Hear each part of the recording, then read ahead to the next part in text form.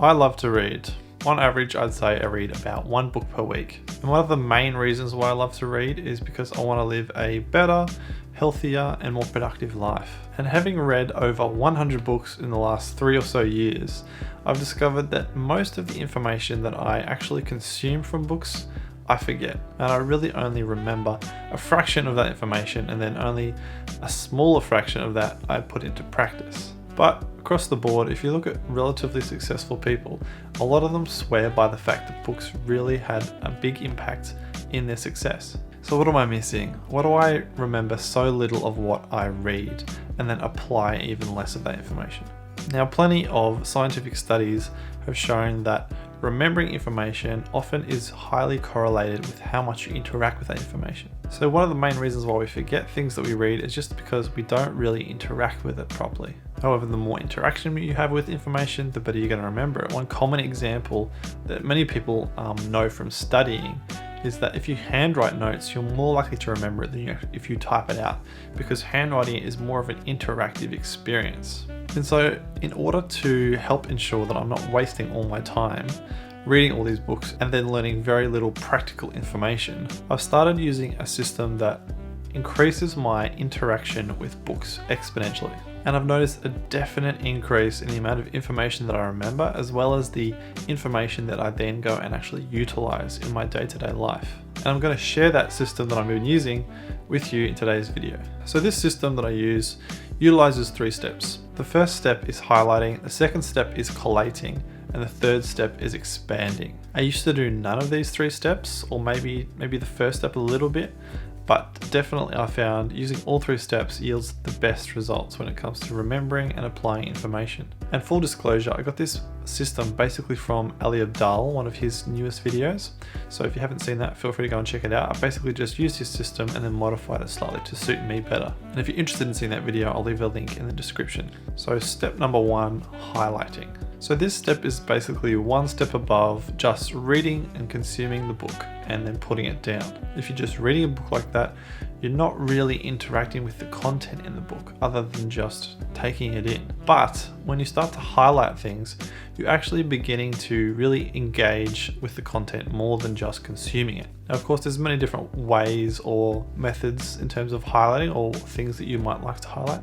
But for me, I just highlight things that really resonate with me or things that I want to take note of or apply in my own life. So I highlight using various methods depending on how I'm reading my book. If I'm on my Kindle, I'll just use the highlight feature to select lines or passages that really mean something to me. This is also really handy as all the highlights you take on a Kindle can be synced to your Goodreads account, which makes it easy to access all your highlights in one place. If I'm in a physical book, I usually underline and take note of the page number with a comment in the back section of the book. And then if I'm listening to an audiobook, I try to just take quick notes on my Notes app on my iPhone. However, the issue with highlighting is that although you're beginning to actually engage with the content more, you're still likely to just forget it, because once you've highlighted it and thought about it for a few minutes or even a few seconds, you'll just forget it again. Which brings us to the second step, which is collating. So in step 2, we begin to collate those highlights and bits of information that we've taken and put them into one central location. And for me, that is Notion. Now, I've been using Notion for a little while now. If you're not familiar with it, it's kind of like a note-taking app that has a lot more features and flexibility. If you're interested in finding out more about Notion, let me know and I might make some more videos on it in the future. But in the meantime, there's heaps of Notion videos all across YouTube, so just search in the YouTube search and you'll definitely find some great videos on it. Alright, so here we are inside Notion, and this is my book notes page, and inside the book notes page I've got a database.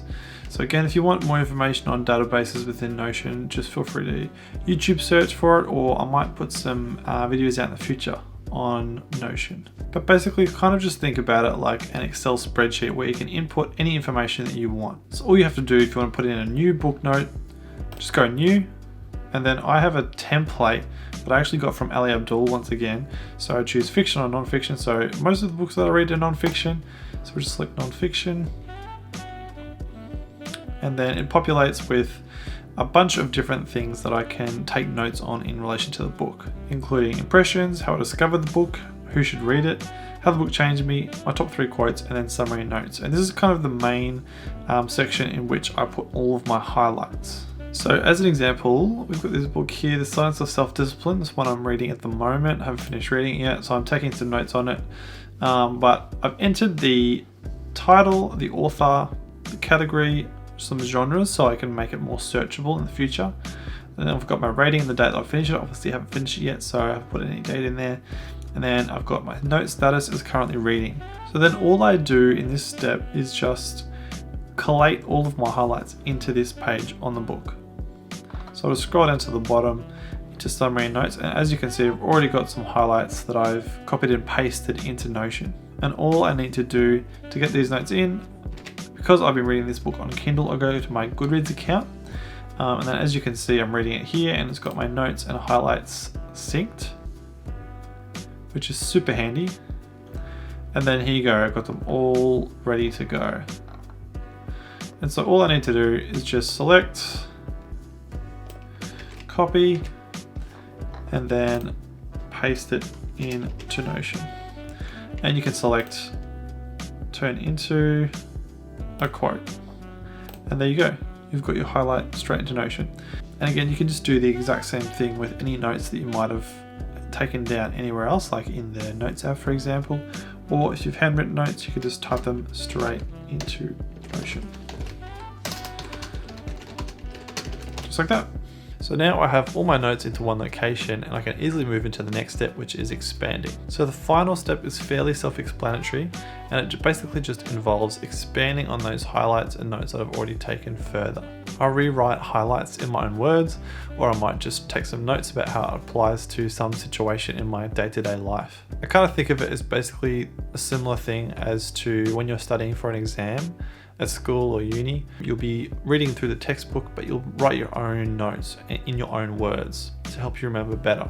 So once again, if we jump back into Notion and go down to a book that I've already collated some highlights into, which is The Formula for Building Great Volunteer Teams. Good book, I recommend.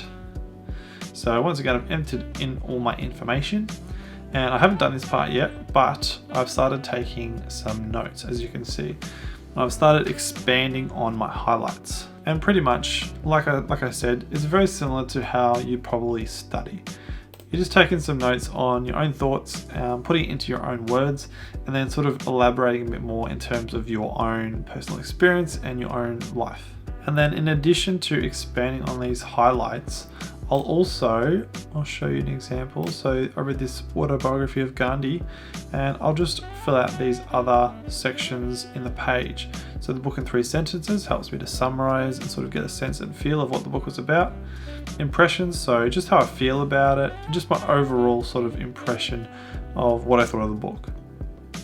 I've got some information on how I discovered it, and then who I'd recommended it to, basically goes under who should read it. How the book changed me, so I'll just talk about some points about how the book influenced me and made me think differently, or whatever that might be. And then top 3 quotes, which again, in this particular book, I don't have top 3 quotes. And so when you have all that information, expansion on the book, what you think of it, as well as your highlights and notes, it's a really cool way of collating and collecting all the information and your thoughts on all the different books you've read over time.